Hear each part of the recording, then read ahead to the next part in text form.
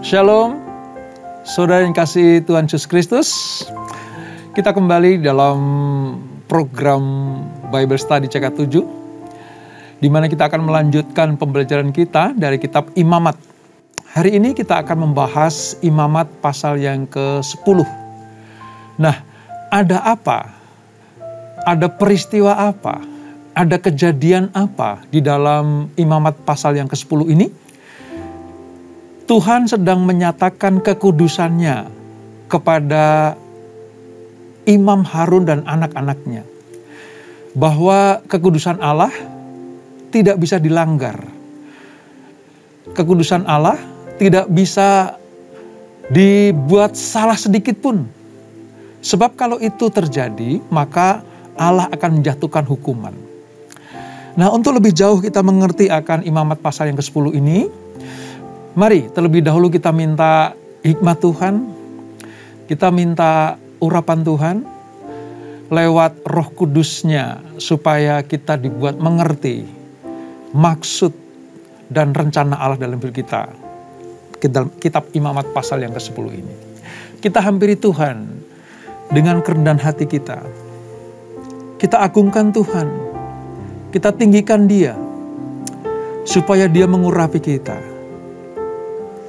Haleluya. Syukur bagimu Bapa.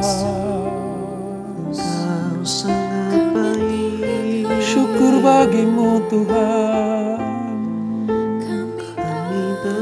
Allah yang bertata.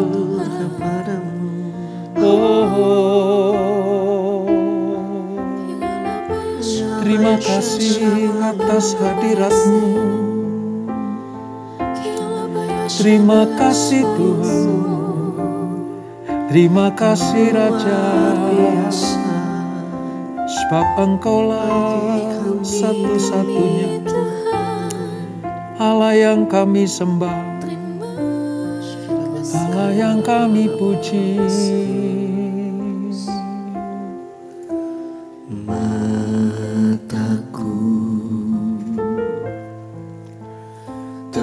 Tertuju padamu, segenap hidupku ku serahkan padamu.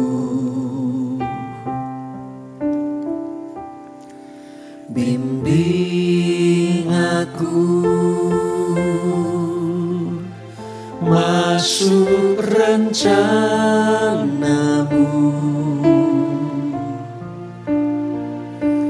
untuk membesarkan kerajaan-Mu.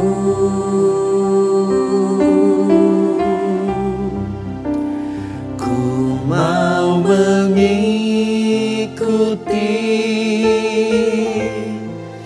kehendak-Mu ya Bapa. Ku mau selalu menyenangkan hati-Mu.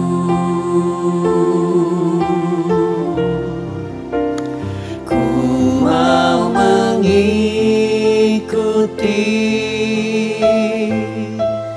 kehendak-Mu ya Bapa. Ku mau selalu menyenangkan hati-Mu.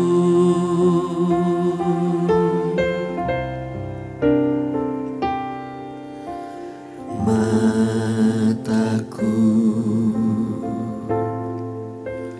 tertuju padamu. Benar Tuhan. Segenap hidupku Kami serahkan ke dalam tangan-Mu Tuhan. ku serahkan padamu. Bimbing kami ya Bapa. Bimbing masuk rencanamu yang indah. masuk rencanamu. Dan biarlah hidup kami membesarkan Untuk namamu ya Tuhan. membesarkan kerajaanmu.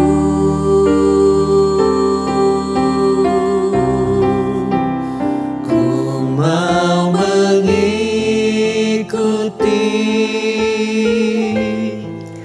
kehendak-Mu ya Bapa. Ku mau selalu menyenangkan hati-Mu.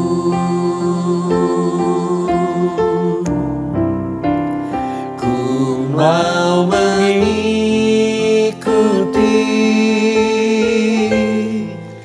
kehendak-Mu ya Bapa. Ku mau selalu menyenangkan hati-Mu. Ku mau mengikuti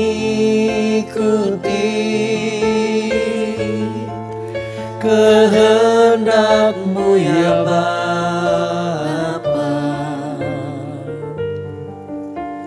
Ku mau selalu menyenangkan hati-Mu.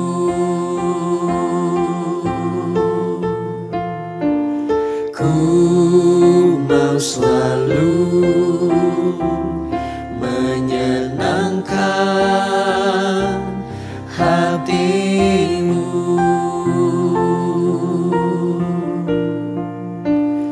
Ku mau selalu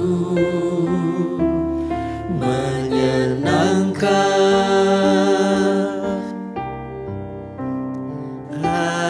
hati-Mu.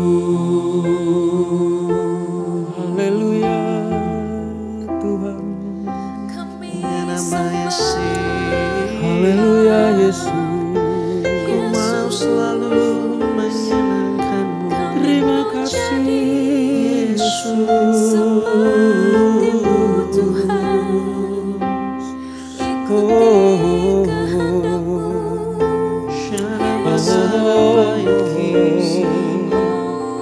Sebab kami mau menyenangkan-Mu selalu, menyenangkan hati-Mu Tuhan, menyenangkan Engkau Bapa. Haleluya. Oh, terima kasih Tuhan, terima kasih Bapa. Syukur bagi-Mu Yesus, syukur bagi-Mu Yesus.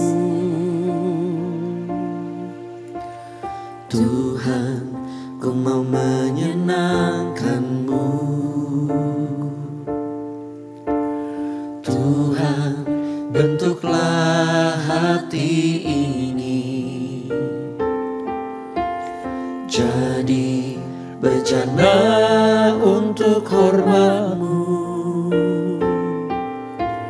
Cemerlang bagai emas murni. Tuhan, ku serahkan hatiku.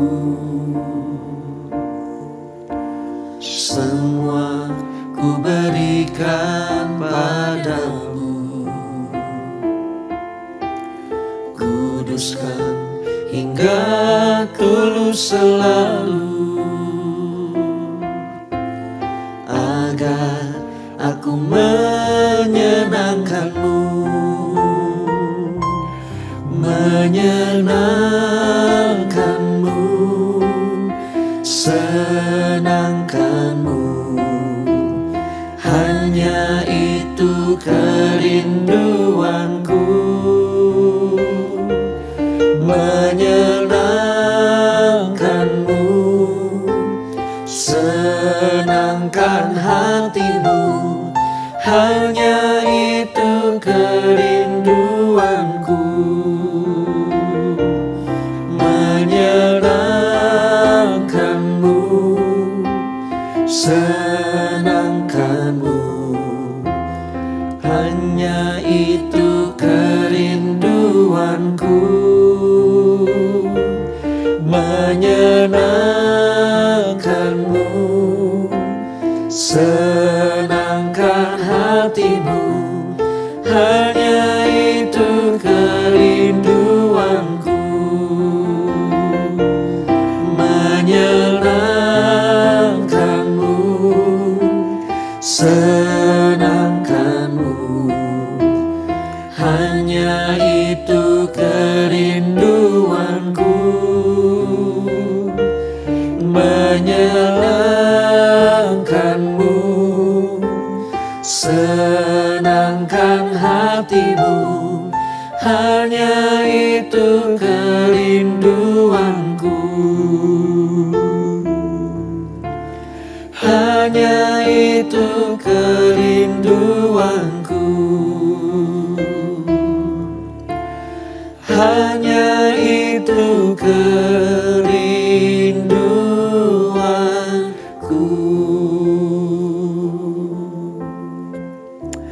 Ini kami ya Tuhan, memiliki kerinduan untuk selalu menyenangkan Engkau. Lewat kehidupan kami yang sudah dibebaskan dari belenggu dosa oleh Tuhan Yesus. Lewat kehidupan kami yang sudah dimerdekakan oleh Tuhan Yesus. Maka tugas kami adalah satu, yaitu hanya menyenangkan Engkau.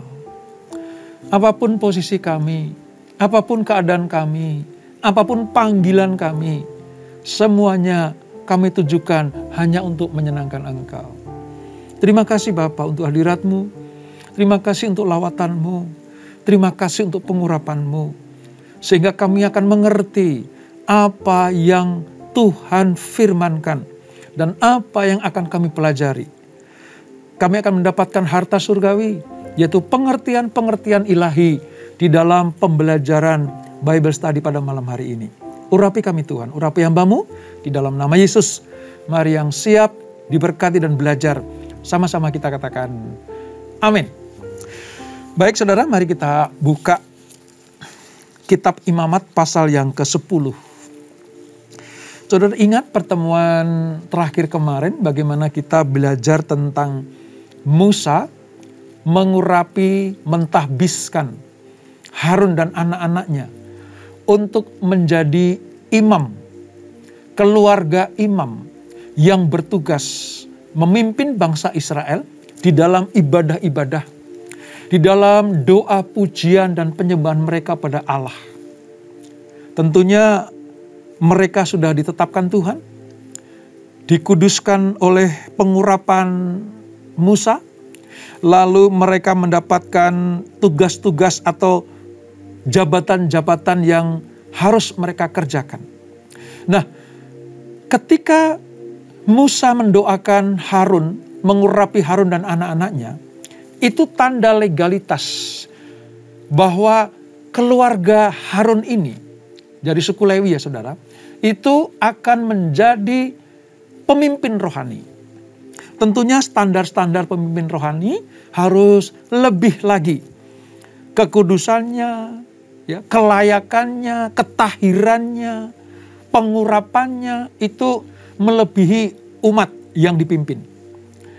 Sebab kalau ada sesuatu yang tidak benar, Tuhan akan nyatakan di situ. Dan ternyata saudara, terbukti bahwa ada 2 anak Harun yang melakukan kesalahan sehingga Allah menjatuhkan hukuman. Nah, seperti apa kisahnya? Mari kita baca di dalam Imamat pasal yang ke-10 pada perikop yang pertama, kematian Nadab dan Abihu. Saya akan bacakan sampai dengan ayat yang ke-7. Demikian firman Tuhan. Kematian Nadab dan Abihu. Kemudian anak-anak Harun, Nadab dan Abihu, masing-masing mengambil perbaraannya, membubuh api ke dalamnya, serta menaruh ukupan di atas api itu. Dengan demikian, mereka mempersembahkan ke hadapan Tuhan api yang asing, yang tidak diperintahkannya kepada mereka. Coba perhatikan ini. Dari ayat 1 ini sih kita sudah tahu bahwa kesalahan Nadab dan Abihu, mereka berdua adalah anak-anak Harun. Mereka melakukan sesuatu pekerjaan dan tugas, namun tidak seperti yang diperintahkan Tuhan kepada mereka. Di sini kita bisa melihat bagaimana tugas para imam itu harus betul-betul sesuai dengan bagiannya, sesuai dengan porsinya, sesuai dengan bagian-bagian yang Tuhan tetapkan.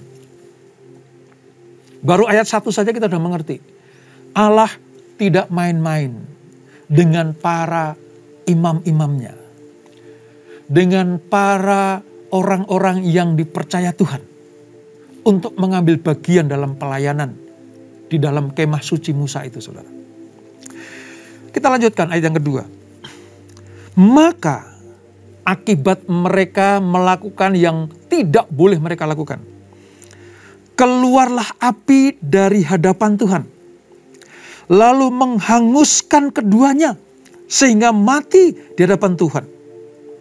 Seketika, saudara, tanpa ada jeda waktu, Allah langsung menghukum Nadab dan Abihu. Ini peringatan yang keras sekali. Peringatan yang tidak main-main dari Tuhan. Bahwa Allah memang menyatakan kekudusannya di tengah keluarga imam ini, saudara. Ayat 3. Setelah Nadab dan Abihu mati, berkatalah Musa kepada Harun, inilah yang difirmankan Tuhan, kepada orang yang karib kepadaku, kunyatakan kekudusanku. Dan di muka seluruh bangsa itu akan kuperlihatkan kemuliaanku. Dan Harun berdiam diri. Saudara lihat, di tengah-tengah kedukaan Harun, karena Nadab dan Abihu, kedua anaknya ini mati disambar api Tuhan, Musa memberikan sebuah pengertian kepada Harun. Kalau bisa saya bahasakan ya saudara, Musa berkata kepada kakak gini, Harun, kematian anak-anakmu, yaitu Nadab dan Abihu, itu adalah bagaimana Tuhan memperlihatkan kemuliaannya dan kekudusannya. Kamu harus ngerti bahwa ketika kamu dan keluargamu menjabat imamat yang rajani, kerajaan imam ini, keluarga imam ini, kamu harus betul-betul menjaga kekudusan hidupmu dan menjaga kekudusan pelayananmu, menjaga kekudusan kerajaan Allah. Dan itu dinyatakan di depan bangsa Israel. Ayat yang keempat, saudara. Kemudian Musa memanggil Misael dan Elsafan, anak-anak Uziel, paman Harun. Lalu berkatalah ia kepada mereka, datang kemari, angkatlah saudara-saudaramu ini dari depan tempat kudus keluar perkemahan.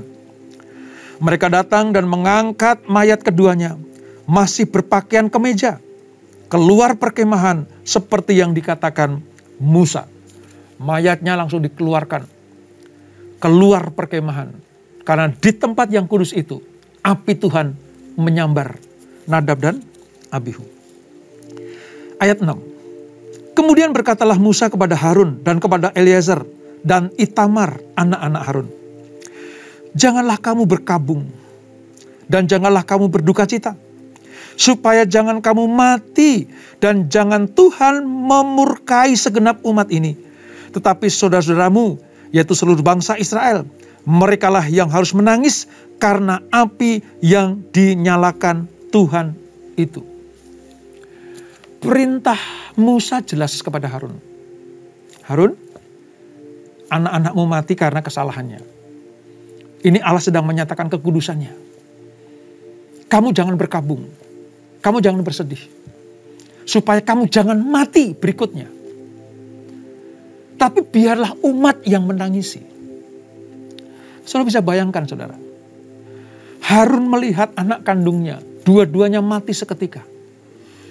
Anak-anak yang membantu pelayanannya. Tetapi karena Nadab dan Abihu meletakkan api asing di dalam pelayanannya. Nah, memang tidak dijelaskan api asing seperti apa. Ada beberapa penafsir yang menyatakan bahwa itu bagian imam besar. Harusnya ayahnya yaitu Harun yang melakukan, tapi diambil alih oleh Nadab dan Abihu. Ada yang berkata seperti itu. Tapi ada juga yang menyatakan bahwa ketika Nadab dan Abihu tidak siap menjadi imam yang melakukan tugasnya, maka apa yang dilakukan itu sebagai api asing di hadapan Tuhan.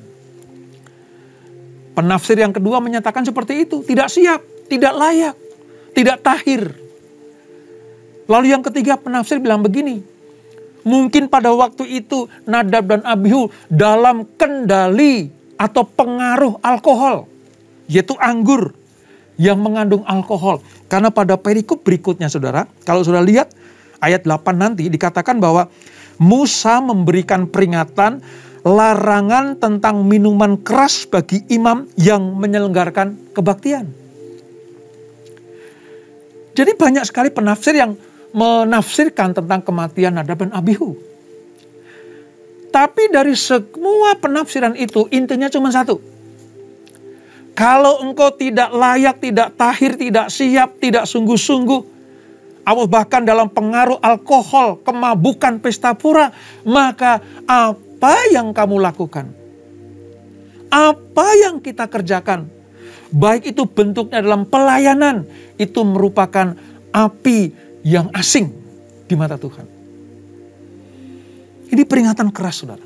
Buat para imam, buat para pengerja, buat para hamba-hamba Tuhan. Semakin tinggi kita diberikan posisi sebagai imam, semakin besar tugas pelayanan yang diemban oleh para imam. Semakin besar kepercayaan Tuhan yang diberikan kepada para imam, maka semakin besar pula tuntutannya. Berbeda dengan rakyat atau umat Israel yang lain. Imam harus betul-betul dalam keadaan yang layak, kudus, murni, suci, tahir. Maka apa yang dikerjakannya, apa yang dilakukannya, itu bukan api asing, tapi api yang menyenangkan hati Tuhan. Ini, saudara. Mari kita lanjutkan. Di ayat yang ke-7. Ya. Janganlah kamu pergi dari depan pintu kemah pertemuan. Nah, ini kepada Harun. Supaya jangan kamu mati. Karena minyak urapan Tuhan ada di atasmu. Kamu jangan keluar dari depan pintu kemah pertemuan. Supaya jangan kamu mati. Karena minyak urapan Tuhan ada di atasmu. Mereka melakukan sesuai dengan perkataan Musa. Mari kita lihat, saudara. Dari sisi Tuhan, harusnya Harun dan anak-anaknya itu melihat, merasakan, dan menjadi pelayan untuk mempermuliakan nama Tuhan. Dari sisi Tuhan, Tuhan minta. Tapi dari sisi Musa, Tuhan mintakan, sampaikan kepada abangmu, kepada anak-anaknya, bahwa perbuatan Nadab dan Abihu jangan sampai ditiru oleh imam-imam yang lain. Musa menyampaikan seperti itu. Dan saya pikir Musa juga manusia, saudara.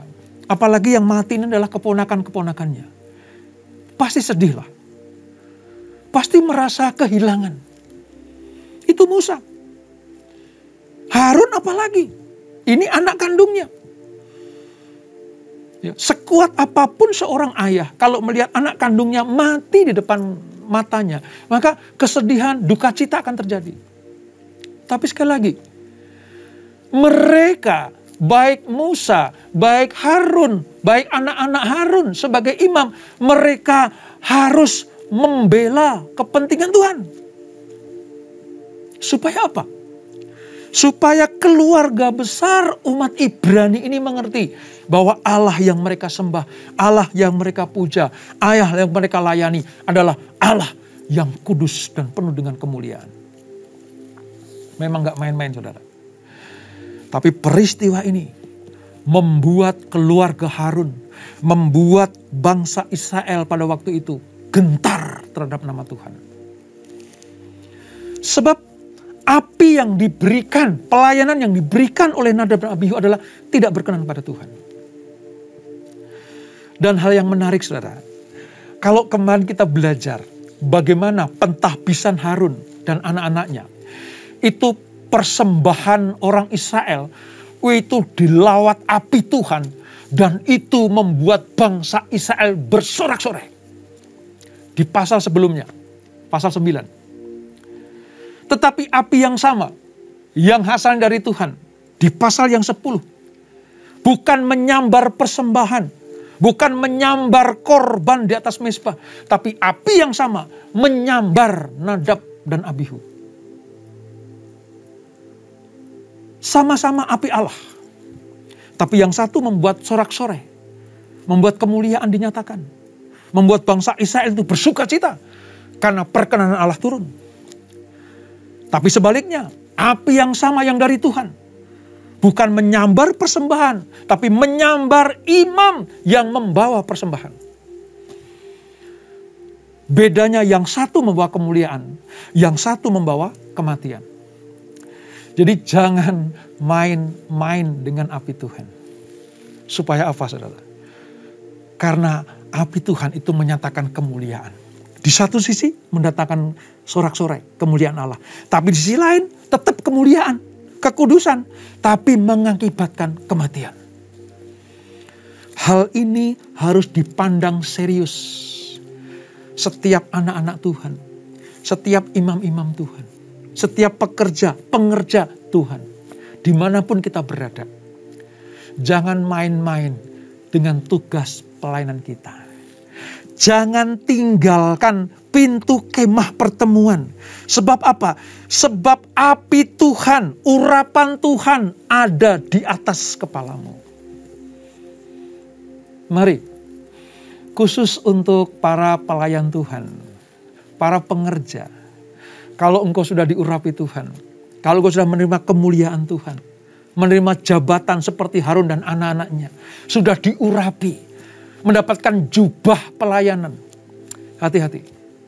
Ada api Tuhan yang akan mengakibatkan dua hal. Yang pertama, sorak-sorai, girang, sukacita. Tapi yang satu lagi mendatangkan kematian, duka cita, kesedihan. Di api yang sama, yang berasal dari Tuhan, itu menyatakan kekudusan dan kemuliaannya. Baik yang penuh sukacita maupun dalam duka cita.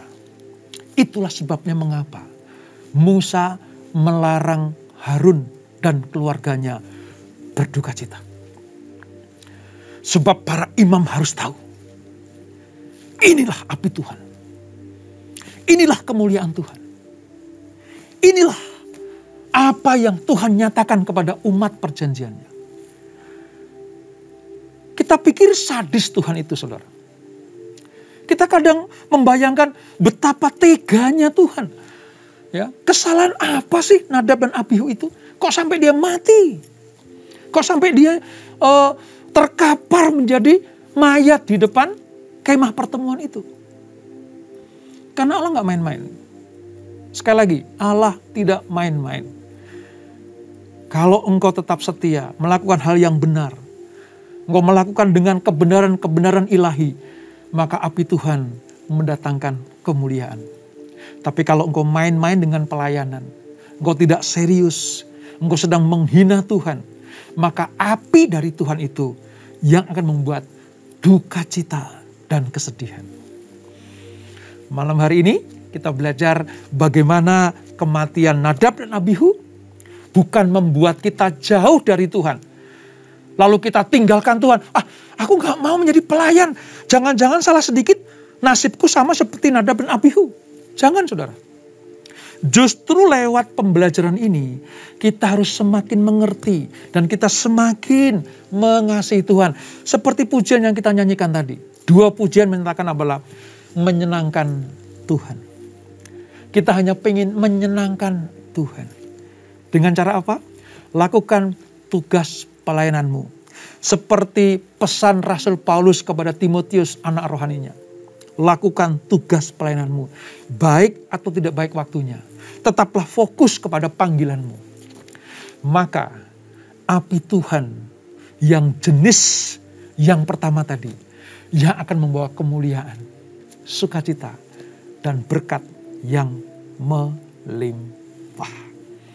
Dan itulah Imamat 10 tentang kematian Nadab dan Abihu.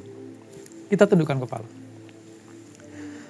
Bapa di surga, terima kasih untuk pembelajaran pada malam hari ini. Yang kami baca, yang kami renungkan, yang ada di pikiran kami, betapa teganya Tuhan membinasakan Nadab dan Abihu. Kok berbeda sekali dengan pemahaman bahwa Allah adalah kasih? Di mana kasihnya Allah? Di mana pengampunannya Allah?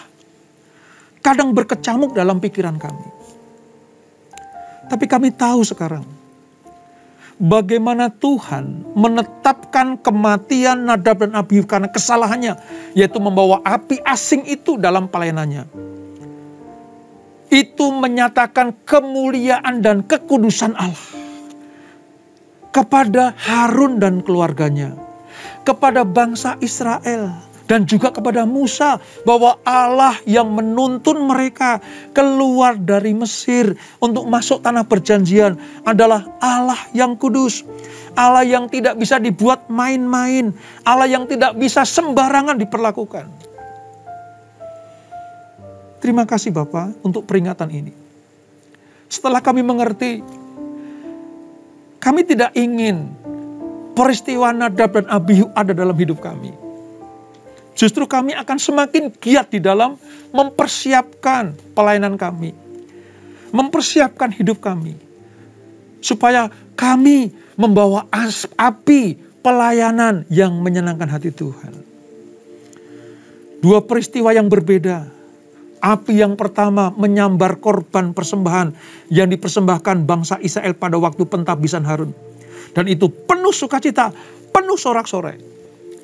Tapi api yang sama dalam peristiwa Nadab dan Abihu adalah api duka cita dan api kesedihan. Dua-duanya datang dari Tuhan. Pelajaran yang kami petik, jangan main-main dengan Tuhan. Menyenangkan hati Tuhan itu yang terpenting. Apapun bentuk pelayanan kami. Sebagai imam apa kami di dalam pelayanan. Biarlah kami sungguh-sungguh melakukannya. Mungkin dilihat oleh orang. Atau tidak dilihat oleh orang. Mungkin kami melayani hal-hal yang sepele dan sederhana. Tapi itu harus kami lakukan dengan sungguh-sungguh. Supaya bukan api asing yang kami bawa. Tapi api yang dari Tuhan itu. Yang membuat pelayanan kami, persembahan kami, penyembahan kami berkenan kepada Tuhan. Terima kasih Bapak untuk pelajaran yang luar biasa ini. Berkati anak-anakmu. Berkati keluarga demi keluarga. Berkati para imam-imammu. Para pelayan-pelayanmu. Para pengerja-pengerja di gereja, di rumah Tuhan. Berkati Tuhan. Supaya kami layak di hadapan Tuhan. Supaya pelayanan kami dikenal oleh Tuhan. Berkati kami semuanya. Berkati semua yang join dalam Bible Study online CK7 ini. Kami percaya semuanya ada di dalam berkat kasih setia Tuhan. Dan sebelum kami tinggalkan, kami siapkan hati kami terima berkat yang daripadamu. Kekasih Kristus arahkan hatimu kepada Tuhan. Terimalah berkat kasih anugerah dari Allah Bapa yang berlimpah-limpah. Di dalam anaknya yang tunggal Tuhan Yesus Kristus. Dan persekutuan yang manis dalam Roh Kudus menyertai kita semuanya.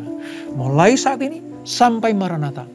Tuhan Yesus datang untuk yang kedua kali, menjemput kita semuanya, dibawa masuk dalam kerajaan surga yang mulia, menikmati kemuliaan kekal sampai selama-lamanya. Yang diberkati, sama-sama kita katakan amin. Tuhan Yesus memberkati.